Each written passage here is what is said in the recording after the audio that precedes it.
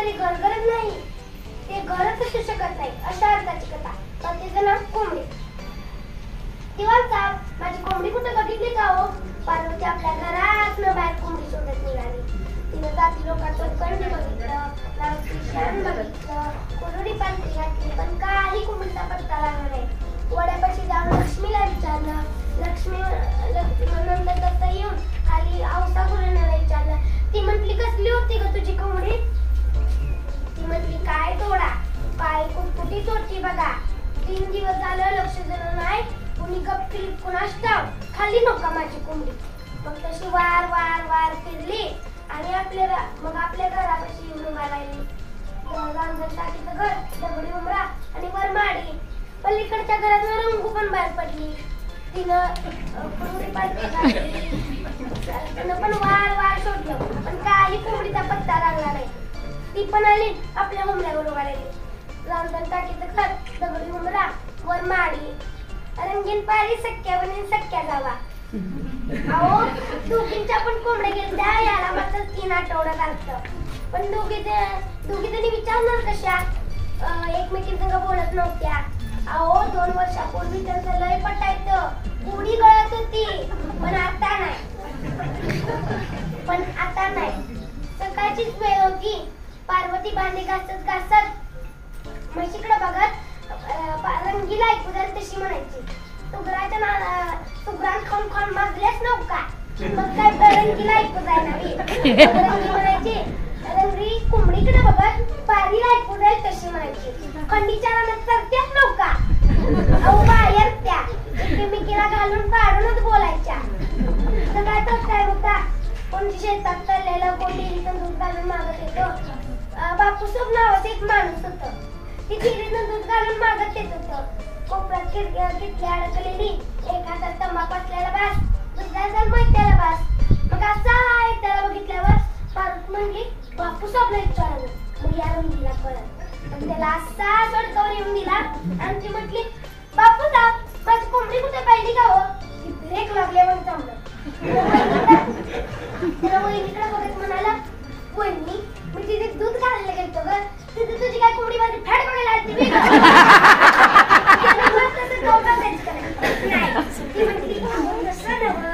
एखादा वेळी दिसली का?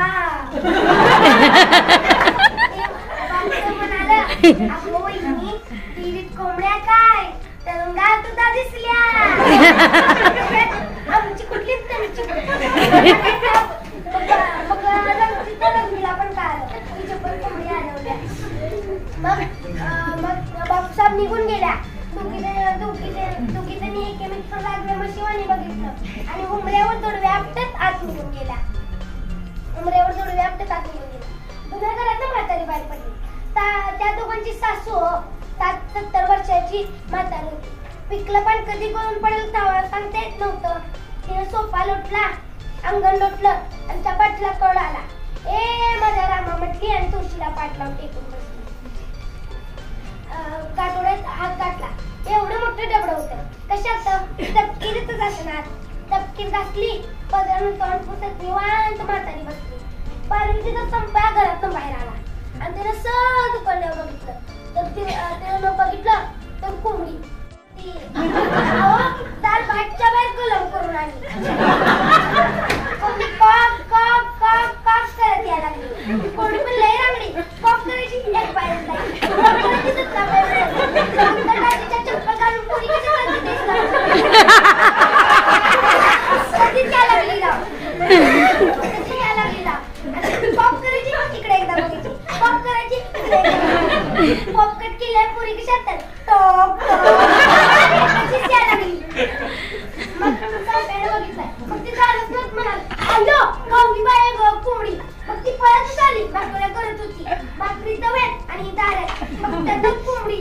अगं संप्या आपलीच कोंबडी आहे की रे, जा जा जा कुराडी घेऊन या. मग ते एवढा वेळ दंगा चालू असलेला रंगूला ऐकू जायला. रंगून बघितलं, तिनं आपल्या बाळाला हाक मारली आणि ती म्हटली, बाळ्या ओ बघ आपली कोंबडी आहे, जा जा जा लोक कुराडी घेऊन ये. मी म्हणती कुराडी घेऊन, ती म्हणती कुराडी घेऊन. मी म्हणती माझी कोंबडी, ती म्हणती का माझी कोंबडी. त्यांचा वाद सुरू झाला. हे म्हणती माझी कोंबडी, ती म्हणती माझी कोंबडी. मग दोघींचा वाद सुरू झाला. वादात हे म्हणते तुझी कशावर न ग कोंबडी. मग रंगू म्हणते मला तर नवी कोंबडी, मी जाता जाता कोंबड्या वळखते. तू जाता जाता कोंबड्या वळखते तर येताना काय करते. मग ती म्हणते तुझी कोंबडी कशावर न ग. मग ती म्हणते अरे अगं मला माझी कोंबडी कळावी एवढं आपल्यापासून बघते, अंड कोण बघत होतं, अंड्यावर कोंबडी करते बी ग.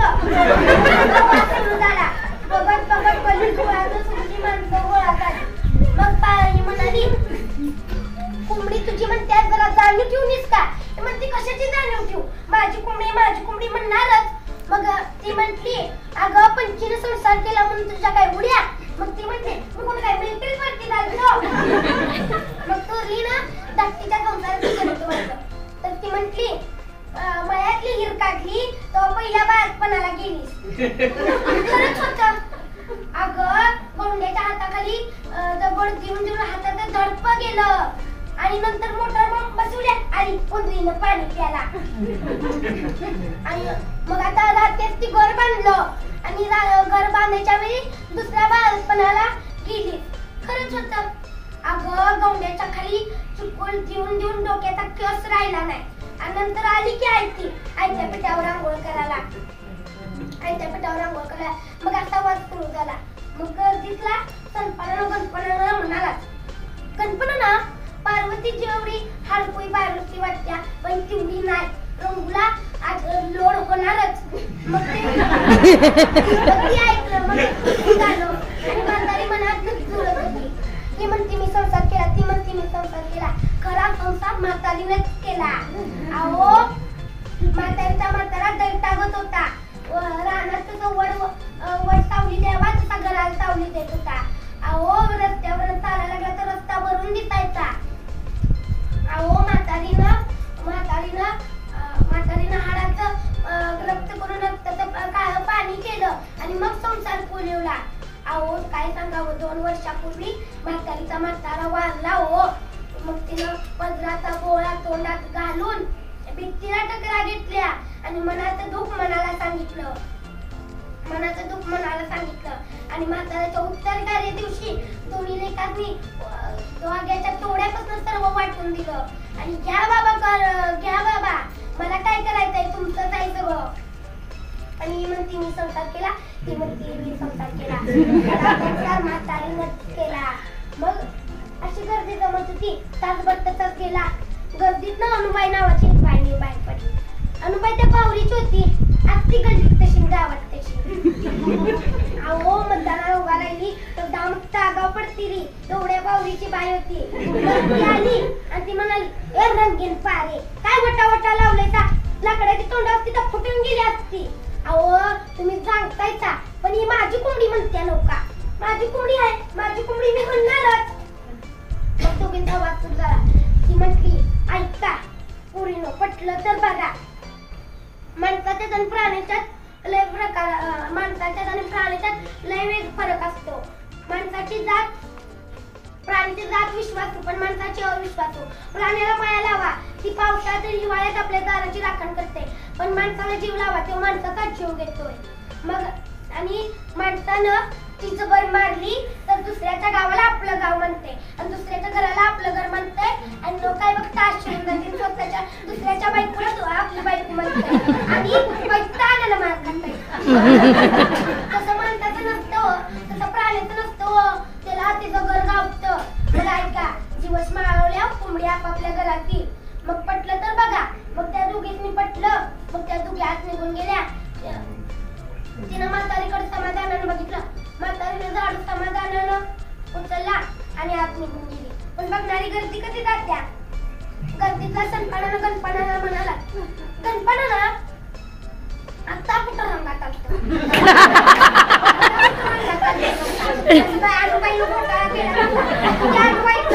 अनुबाईनं ऐकलं आणि म्हणाली ए भाड्यांनो काय बघायला येता, इथं कोंबडीवर भांडण चालले आणि तुम्ही काय मजेत बघायला आहे. गावा तुमच्या तरंगा कुठे हिंडायला लागले, गावा बघायला. ती बारी कशाला सांगते. गेली ती पायला तास गेला पण पार्वती जातीला विश्वास कुठं. तिनं आपल्या संप्याला बोलवलं जवळ आणि म्हणाली संप्या हे बघ कोंबडी एखाद्या घरी विसरली असते. आता एवढं जुनं की दारात जा पक पक पक पक कर संपेन घरात पक पकचं प्रॅक्टिस केलं. पक पकचं प्रॅक्टिस केलं.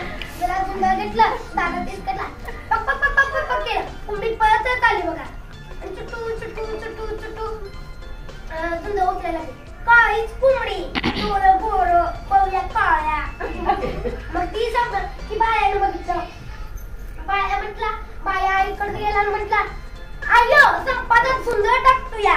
मग ती म्हणते भाड्याचं तांदूळ टाकून कोंबडी घरातच यायला पाहिजे. आता आई तू पक पक करतो या. मग ती मग तिकडे इकडे तुला सांगतो काय करायचं. मग त्याला जवळ बोलवलं तांदूळ दिलं आणि म्हटली ओ दारात जायचं तांदूळ विसकत जायचं टी टी टी टी करायचं म्हणजे पळ. मग ती दारात गेलं तांदूळ विसकटलं टी टी टी टी टी टी केलं. कोंबडी पळतच आली. तांदूळच खाणार काळीच कोंबडी बहुया काळ्या. कारण की बाळपणी नव्हती का बाळपणीच्या बाईला भाताची पोत असते.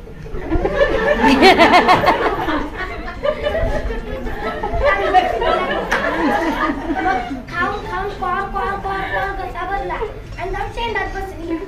मग ती बाया आईला म्हणाला आयो कोंबडी शेंडात बसली ही ना गाड्या. मग ती म्हटली संप्या बायाला म्हटली बाळा जेवण दारात देतो पण कोंबडी घरातच यायला पाहिजे. तासभर तसाच गेला. बाया घरात पोरं दारात आणि कोंबडी शेंडात. तासभर तसाच गेला आणि नंतर आभाळात गार आली. आभाळात जशी गार आली तशी कोंबडी 25 फूट वर गेली आणि कॉक कॉक कॉक कॉक केलं. पिल्ला कोंबडीची भाषा पिल्लानं कळाली. बेदरलेली पिल्ला आईच्या पकाखाली आली आणि कोंबडी निवांत उभी राहिली. अहो एखादा माणूस म्हणत होता माझ्या माईच्या पुढे सगळं दिसते रेवळ ओवळ. माझ्या माईच्या पुढे सगळं दिसते रेवळ रावळ.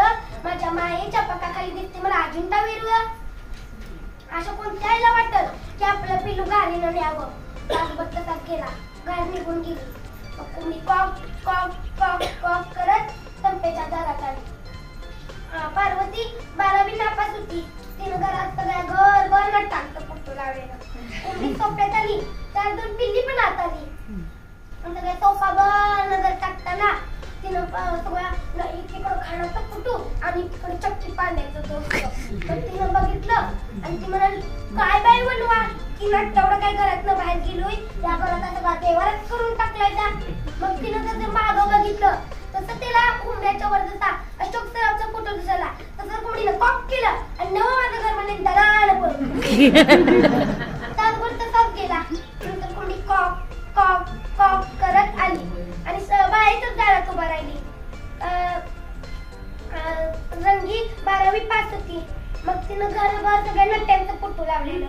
माधुरी दीक्षित वगैरे वगैरे असल्या कुठल्या नट्यांचं होतंच. मग ते आता तिनं घरभर नजर टाकलं. ती कोंबडी म्हणाली काय बाई बनवा तिला थोडं काय घरातनं बाहेर गेली आपण घरात देवारच करून टाकलाय. मग तिनं जरा नजर टाकली आणि उमऱ्याच्या वर तिला तुमचा फोटो दिसला तसं नवं माझं घर म्हणजे दनानं पळून गेली. तासभर तसाच गेला.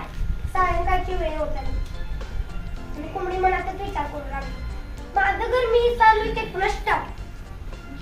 मग कोंबडी कॉक कॉक कॉक करत रंगी पायाचं गोल उलटून म्हातारीच्याच घरात आली. म्हातारीच्या घरात आली. म्हातारीनं सोप्यात कुरुडं ठेवलेलं तिच्यात ट्राक ठेवलेली. मग कोंबडीनं घराचा अंदाज घेतला. त्या घराची ओळख पटली आणि तिनं कॉक केलं आणि तशी कुरुड्यात उडी मारली. मग म्हातारीनं झाकण घेतलं आणि कुरुड्यात वाकत बघत म्हणाली ए माझी सुंदरा कुठं गेलतीस का.